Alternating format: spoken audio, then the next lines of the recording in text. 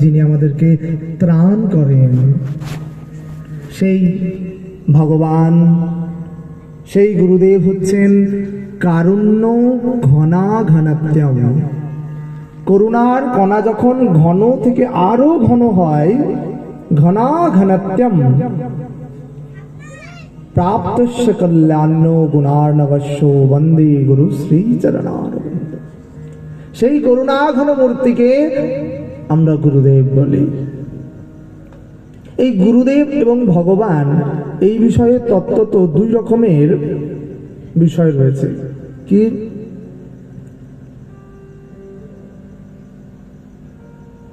গুরু যদিও সাক্ষাৎ কৃষ্ণ, তথাপি তিনি কি?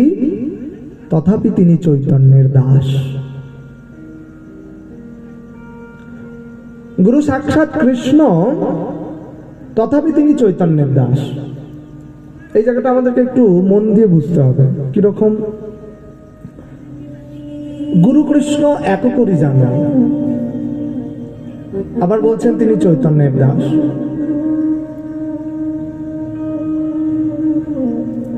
তাহলে গুরু আর কৃষ্ণের মধ্যে একটা ভেদাভেদ তত্ত্ব রয়েছে। ভেদও রয়েছে, আবার কি রয়েছে? অভেদও রয়েছে। গুরু বিষ্ণু, গুরু এবং ভগবানের মধ্যে এক ভেদাভেদ তত্ত্ব রয়েছে। এই ভেদাভেদ তত্ত্বটা কি? ভেদটা কি আর অভেদটাই বা কি? ভেদ হচ্ছে ভগবান কৃষ্ণ যেমন সৃষ্টি স্থিতি প্রলয় করতে পারেন, তিনি সৃষ্টি স্থিতি প্রলয়ের কারণ স্বরূপ। তিনি ইচ্ছা করলেই সৃষ্টি করেন, ইচ্ছা করলে পালন করেন, ইচ্ছা করলে লয় করে দেন। গুরুদেব সেটি পারেন না। গুরুদেব এই বিশ্ব ব্রহ্মাণ্ডের সৃষ্টি স্থিতি পালন কর্তা নন, তথাপি গুরু কৃষ্ণ এক। কি কিসের জন্য? এই হচ্ছে ভেদ। অভেদ কোথায়? মহিমায় গুণ কৃষ্ণ এক করি জানো। এই মহিমা, এই জায়গাটাতে গুরু এবং কৃষ্ণ সমান এক। কোন কোন জায়গায় গুরুদেব সাক্ষাৎ ভগবানকেও ছাপিয়ে গেছেন মহিমাতে। যস্য প্রসাদাৎ ভগবৎ প্রসাদ, যস্য প্রসাদান্ন গতি কুতোয়পি ধ্যায়ং স্তবং স্তস্য যশস্ত্রীষণ্ণাং বন্দে গুরুশ্রী চরণারবিন্দ। মহিমায় গুরু এবং কৃষ্ণ এক।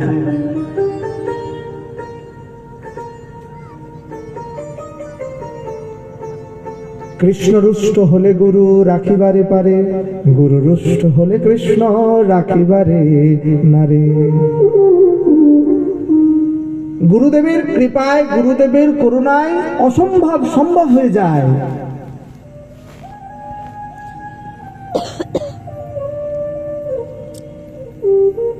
গুরুদেবের এত করুণা,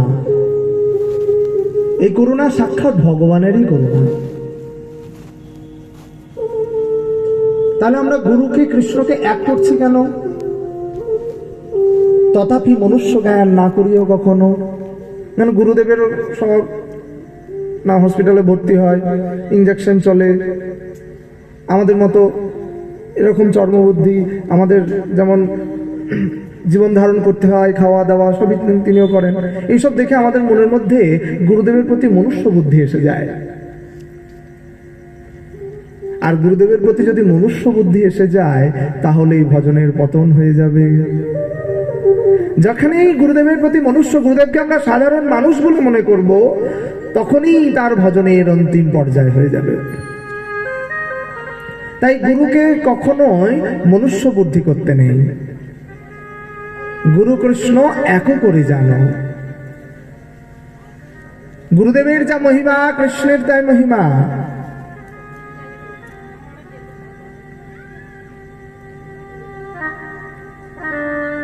এই গুরুদেবের কৃপায় মানুষ ভবসমুদ্রের এই মহা বিষময় সাগর থেকে উদ্ধার প্রাপ্ত হন। আরো একটা গল্প বলি শোনো। আমাদের অবস্থাটা কিরকম, একটা মানুষ দৌড়তে দৌড়তে দৌড়তে দৌড়তে যাচ্ছে, যেতে যেতে একটা ভয়ানক, আগেকার যুগে দেখবে প্রত্যেকটা রাজবাড়ির মধ্যে একটা করে কুয়ো থাকতো না, সেরকম ওই কুয়োর মধ্যে পড়ে গেছে। তো কুয়োর মধ্যে পড়ছে পড়ছে পড়ছে, ঠিক পড়বার সময় কুয়োর মাঝখানে একটা শুকনো গাছের ডাল রয়েছে, শুকনো নয় মানে গাছের ডাল পেয়েছে, ওখান থেকে ফ্যাকড়া হয় না, ওই অনেক দিনে ব্যবহার হয় না, সেখান থেকে গাছপালা বেরিয়ে যায়। তো কুয়োতে অনেক খাল, গভীর কুয়ো, তার মাঝখানে একটা গাছের ডাল পেয়েছে। গাছের ডালটা পেয়ে বাপরে বাঁচলাম, বেঁচে গেছে যা।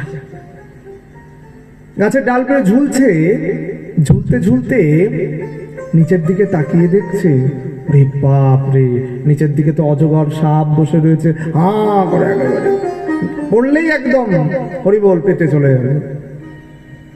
তাহলে বাঁচবার রাস্তা কি? উপরে তাহলে উপরের দিকে তাকিয়ে দেখছে, ওরে বাপ রে, নিচে সাপ, উপরে বাঘ, উপরে একখানা বাঘ হাও করে দাঁড়িয়ে রয়েছে, আয় উঠে আসলেই তোকে খাবো।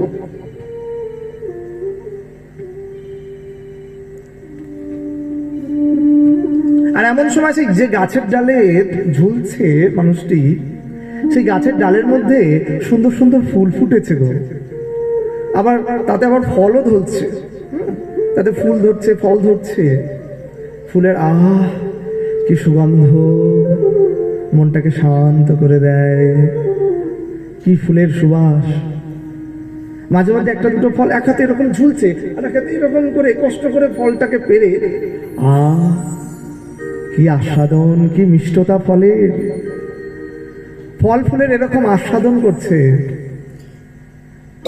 আর আস্বাদন করতে করতে আরেক দিকে লক্ষ্য রাখছে না, একটা সাদা ইঁদুর আর একটা কালো ইঁদুর যে গাছটা ধরে ঝুলছে, সেই গাছটার গোড়ার দিকে ক্রমশ আর গোড়াটা কামড়ে কামড়ে ক্ষত করে দিচ্ছে।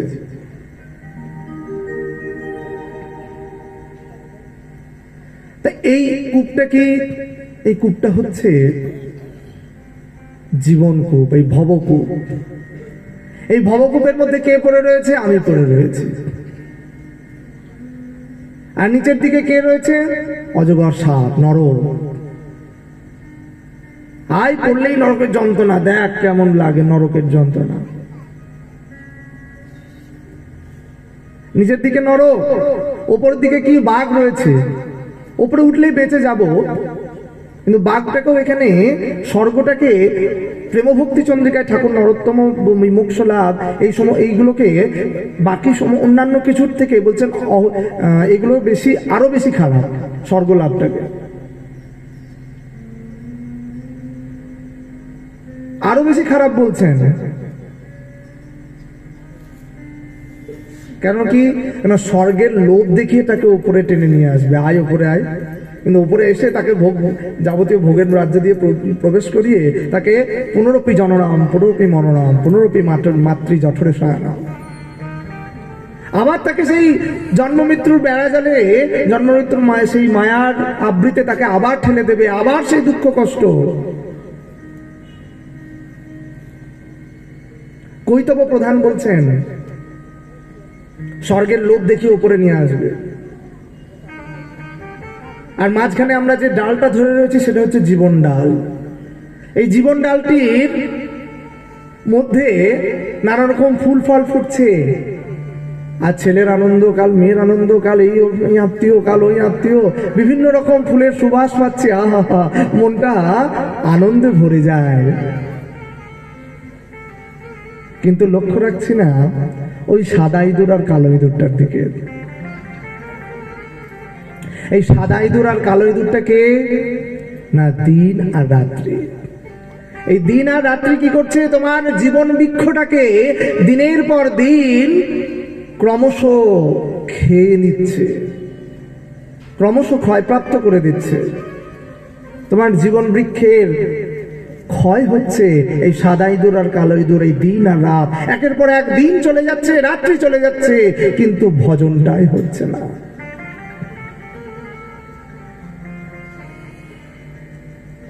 এমন সময় বাঁচার উপায় কি?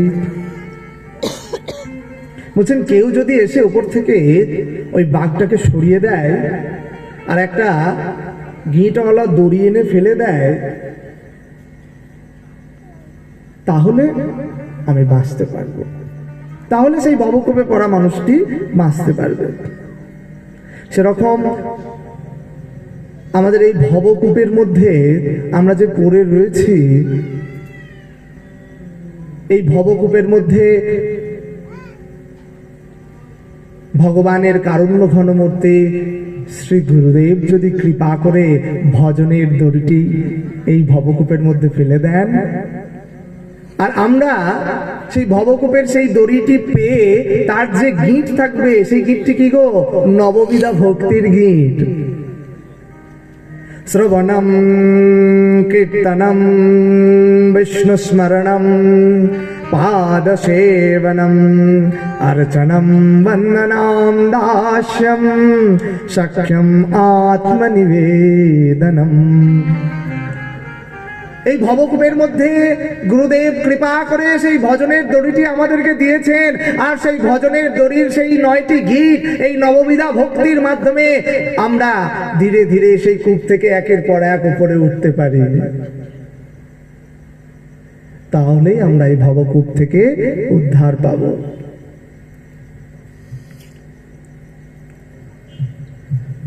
আবার বলিয়াছেন এই নববিধা ভক্তি কোন মানুষ সাধক যদি আচরণ করে, সে অনায়াসে গোবিন্দ পাদপদ্মে পৌঁছাতে পারবে।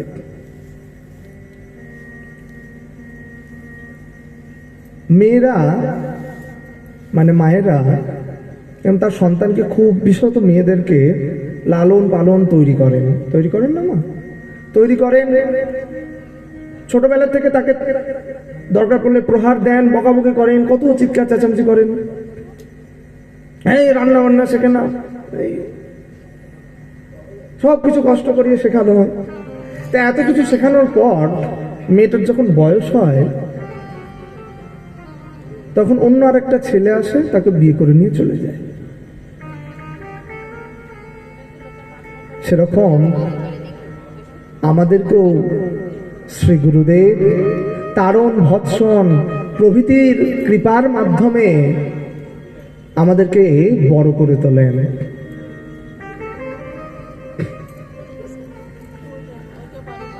আর বড় করে তোলেন কেন?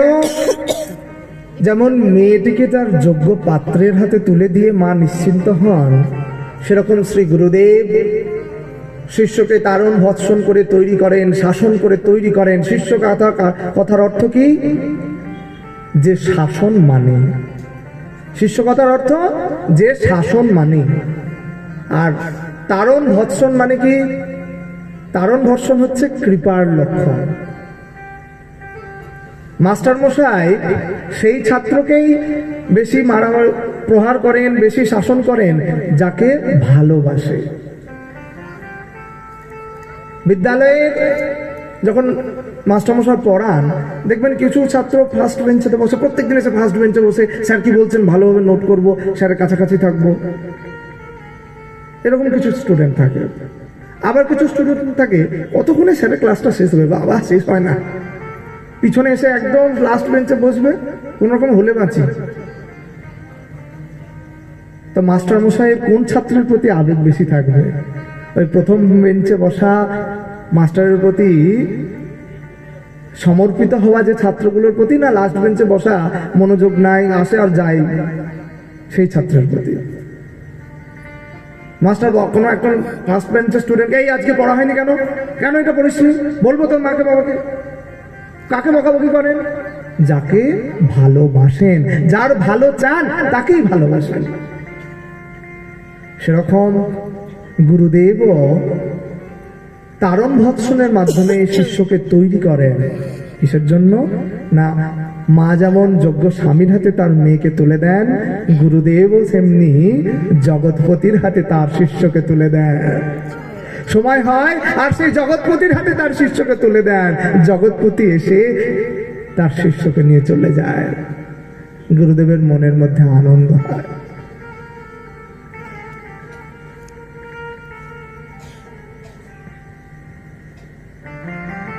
গুরু সেবা কথার অর্থ কি? গুরুকে ভালোবাসা। গুরুকে ভালোবাসা, এই ভালোবাসাটা ইহ জগতের ভালোবাসার মধ্যে নয়। আমরা এই জগতে ভাই পুত্র ইত্যাদি ইত্যাদি সম্পর্ক, কিন্তু জন্ম জন্মান্তরের সম্বন্ধ নয়। আজ এই জন্মে যে ভাই, পরের জন্মে সে ভাই থাকবে না। কিন্তু শাস্ত্র কি বলছেন? কর্ণে মন্ত্র দিলা যেই, জন্মে জন্মে প্রভু সেই। জন্ম জন্মান্তরের সঙ্গে যে সম্বন্ধ, সেই সম্বন্ধ হচ্ছে শ্রী গুরুদেবের সম্বন্ধ। তাই গুরু সেবা অর্থাৎ তাকে ভালোবাসা। ভালোবাসাটা এই জগতের ভালোবাসার মতো নয়। এই জগতের ভালোবাসা খুব ভালোবাসে, খুব ভালোবাসেন। একজন বুড়ো বুড়িকে খুব ভালোবাসে, বাবারে বুড়ো বুড়ি মানে তাকে তো সারা থাকতেই পারে না। তো হঠাৎ করে বুড়ো মরেছে, ও গো কোথায় গেলে গো, কি হবে গো আমার? হ্যাঁ, তোমাকে ছাড়া আমি থাকতে পারবো না, তুমি আমাকে কেন নিয়ে গেলে না? তাই না? এরকম করি আমরা সকলেই। এর মধ্যে রয়েছে এই মায়া।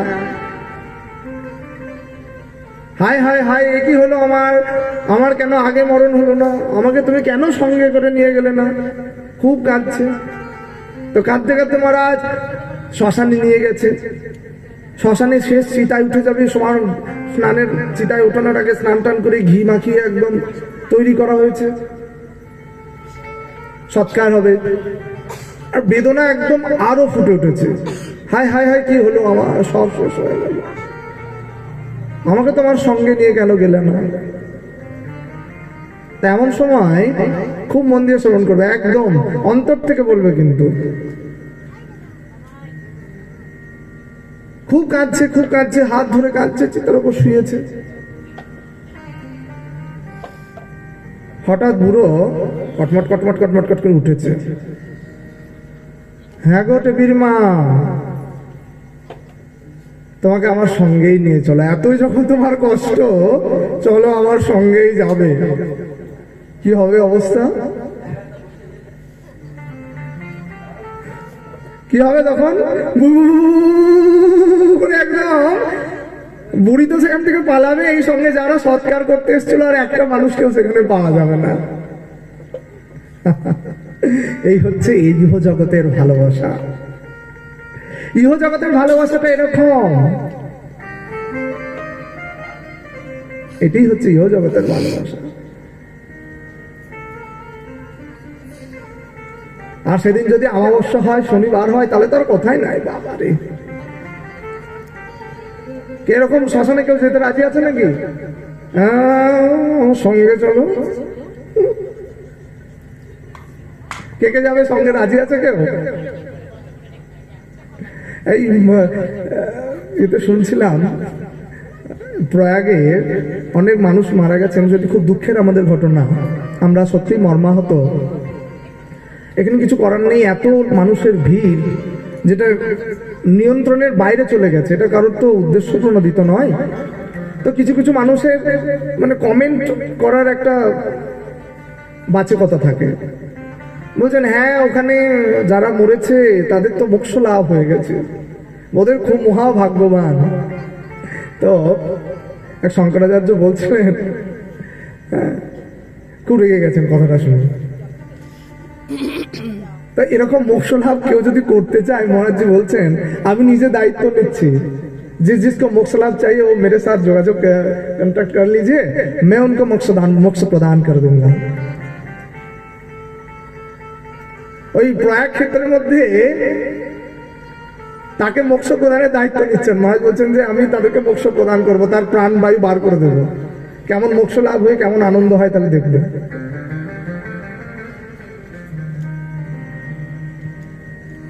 তাদের এই শরীরটাই চলে গেল। শাস্ত্র বলছেন শরীর আদ্যম খলু ধর্ম সাধনা। আমাদের এই শরীরটি যদি না থাকে, সাধন করব কি করে? শরীর আদ্যম খলু ধর্ম সাধনা। শরীরটাকে মাধ্যম করে আমরা ভগবানের কাছে যাব। এই শরীরটি এমনিতে পাওয়া যায় না, এটা সুলভ শরীর নয়। এই মনুষ্য জনম এটা অনেক দুর্লভ। কারণ দেবতারাও এই মনুষ্য জনমের এই মনুষ্য শরীরটি পাওয়ার জন্য লালায়িত থাকেন। কেন? কেন স্বর্গের মধ্যে ভোগ ঐশ্বর্য সবকিছু রয়েছে, কিন্তু সেখানে ভগবানের জন্য ভজনটা নাই। তাই দেবতারাও ভগবানের কাছে প্রার্থনা করেন এই বাংলার ভূমিতে, বিশেষত এই দেবভূমি ভারতবর্ষের মধ্যে তারা এই মনুষ্য শরীর ধারণ করতে চায়। দেবতাদেরও দুর্লভ, তারা সেখানে সুধামৃত পান করতে পারে, কিন্তু এই শরীরটি ধারণ করার পর, এই শরীরটি ধারণ করলে আমাদের সেই সৌভাগ্য ঘটে। কি সৌভাগ্য গো? অন্য কিছু নয়, এই ভাগবত রূপ প্রেম রসামৃত পান করবার।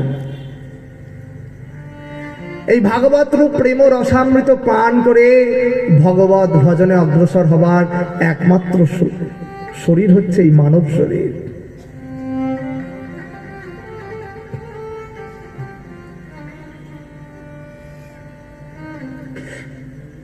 আমরা এই শরীরটি পাওয়ার পরেও দুই প্রকার আরো একটি কথা রয়েছে। বলছেন আত্মহত্যা আর আত্মহনন। এই দুটো কাকে বলে? আত্মহত্যা কাকে বলে আর আত্মহনন কাকে বলে? এই শরীরটিকে কেউ বিল্ডিং থেকে ঝাঁপ মেরে পড়ে গেল, সুইসাইড। নদীতে ঝাঁপ দিয়ে মরে গেল, ট্রেনে গলা দিয়ে মরে গেল, গলায় দড়ি দিয়ে ঝুলে গেল। এগুলো কি? এগুলো হচ্ছে আত্মহনন। এগুলো হচ্ছে আত্মহনন। বলছেন আত্মহননের থেকে আত্মহত্যা এটা আরো কোটি গুণ বেশি অপরাধ। আত্মহত্যা কি? আত্মহত্যাটা খুব মনোযোগ দিয়ে শ্রবণ করবেন। আত্মহত্যা হচ্ছে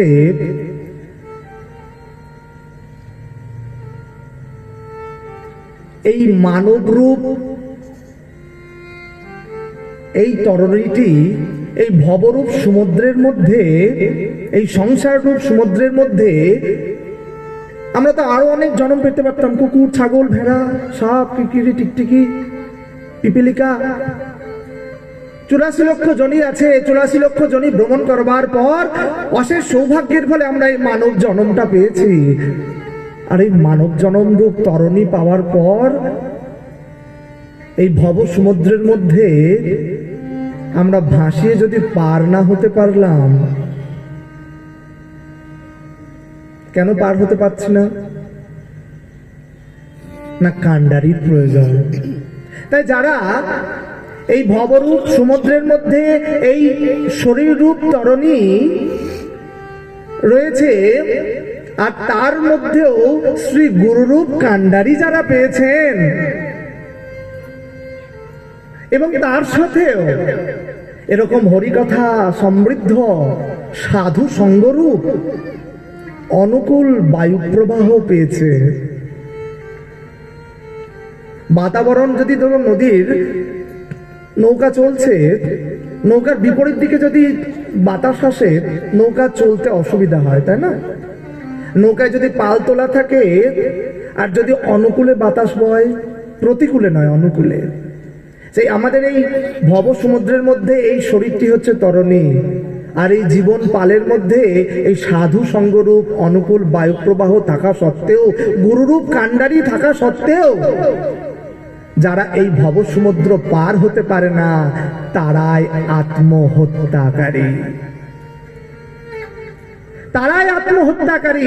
এই জগতে আমরা এই মনুষ্য শরীর পাওয়া সত্ত্বেও আমরা ভগবত ভজন করলাম না, আমরা গুরুরূপ কাণ্ডারি পাওয়া সত্ত্বেও আমরা ভগবানকে ডাকলাম না।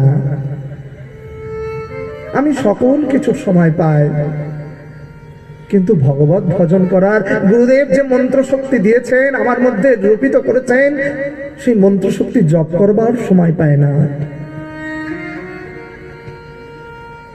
আমি আসলে আত্মহত্যাকারী। এই আত্মহননকারী থেকে আত্মহত্যাকারী আরো অনেক কোটি গুণ বেশি অপরাধী। আমি সকল কাজের পাই যে সময়, তোমায় ডাকিতে পায় না। সমস্ত কিছু করতে সময় পায়, কিন্তু তোমাকে ডাকবার মতো আমি সময় পাই না। 10টা মিনিট আমি আধ ঘন্টা 1 ঘন্টা আসনে বসতে পারি না। আমি ঘন্টার পর ঘন্টা, আমি আমাকে দিয়ে বলছি, মোবাইল একবার খুললেই স্ক্রল করতে করতে কত যে সময় চলে যায় বোঝাই যায় না। আর আসনে বসলে মনে হয় উফ অনেকক্ষণ বসে গেছি, পাগুলো যন্ত্রণা করছে, এবার আর একটু মানুষ তাড়াতাড়ি শেষ হতে পারলে বাঁচি।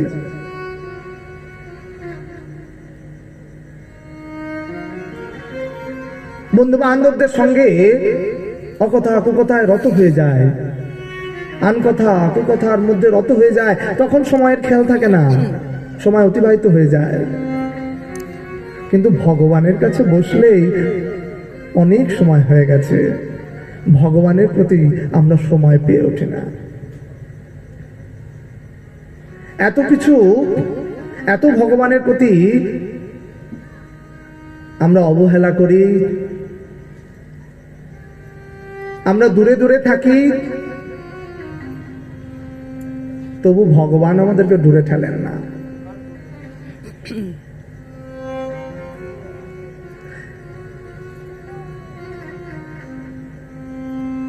ভগবান আমাদেরকে দূরে না ঠেলে তার কৃপায় তিনি গুরুদেবের মাধ্যমে সেই কৃপা সঞ্চারিত করেন, যার কৃপার ফলে মুখং করোতি বাচালম পঙ্গু লঙ্ঘয়তে গিরিম যৎ কৃপাতমহং বন্দে পরমানন্দ মাধবম।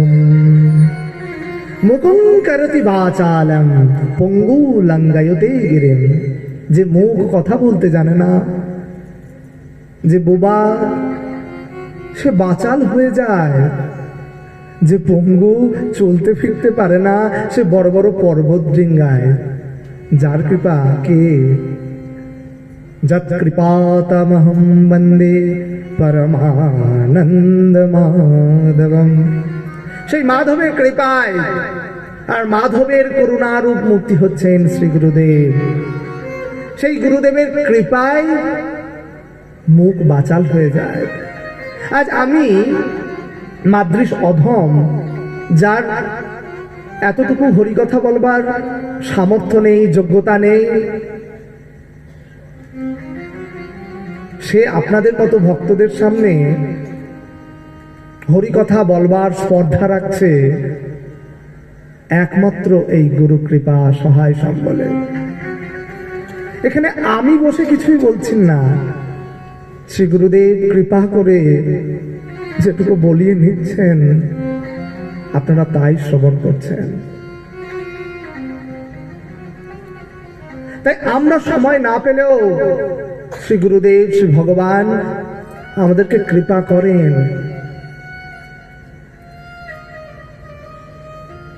আমি অকৃতি, আমি অধম, তা সত্ত্বেও প্রভু তুমি আমাকে অনেক দিয়েছো, অনেক দিয়েছো। এত সম্মান, এত মান আমাকে অনেক দিয়েছো প্রভু। আমি এগুলো পাওয়ার আমার কোনো যোগ্যতা নাই। এত মানুষের ভালোবাসা, এত মানুষের আবেগ, এগুলো পাওয়ার আমার কোনো যোগ্যতা নাই। কিন্তু তুমি তোমার নিজ করুণায়